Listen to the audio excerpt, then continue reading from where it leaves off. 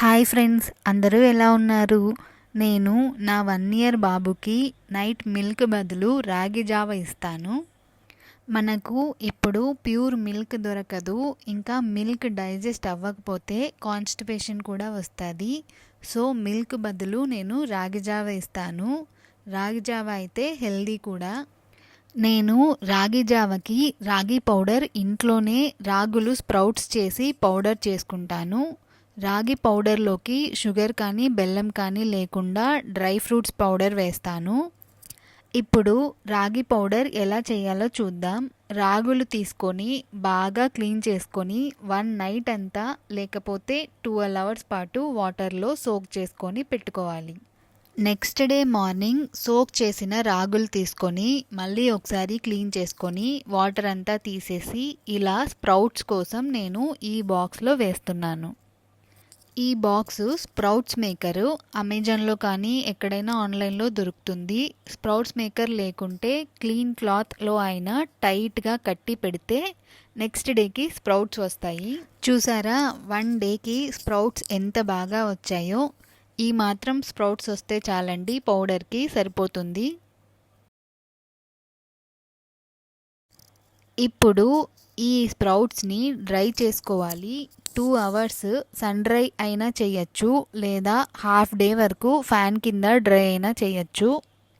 Dry అయ్యాక స్ప్రౌట్స్ని లైట్గా వేయించుకోవాలి.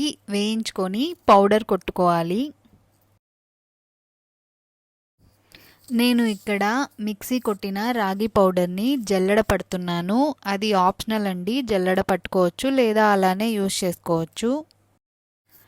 ఒక ఎయిర్ టైట్ స్టీల్ బాక్స్ తీసుకొని నేను స్టోర్ చేసుకుంటున్నాను. నాకు ఇది 2 వీక్స్ వరకు సరిపోతుంది. డ్రై ఫ్రూట్స్ పౌడర్ కోసం డ్రై ఫ్రూట్స్ దోరగా వేయించుకోవాలి. నేను ఇక్కడ బాదం, పిస్తా, జీడిపప్పు తీసుకున్నాను. ఇంకా మకానా కూడా యాడ్ చేస్తున్నా. అన్నీ బాగా మిక్సీ పట్టుకొని ఆ పౌడర్ని సపరేట్ ఎయిర్ టైట్ బాక్స్లో పెట్టుకుంటున్నాను. అన్నీ ఇలా నేను 2 వీక్స్కి సరిపడా ఒకేసారి చేసి పెట్టుకుంటాను. ఇప్పుడు రాగి జావ కోసం ఒక బౌల్ తీసుకొని 1 spoon ragi powder, 1 teaspoon dry fruits powder వేసుకోవాలి. అందులో హాఫ్ గ్లాస్ వాటర్ వేసుకొని ఉండలు లేకుండా నీట్గా మిక్స్ చేసుకోవాలి.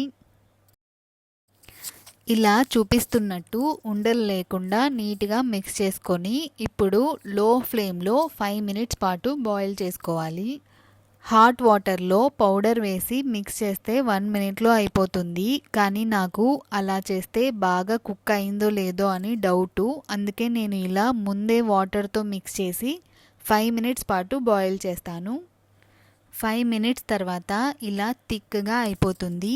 ఇప్పుడు హాఫ్ గ్లాస్ మిల్క్ వేసి 2 మినిట్స్ కుక్ చేసుకుంటే సరిపోతుంది.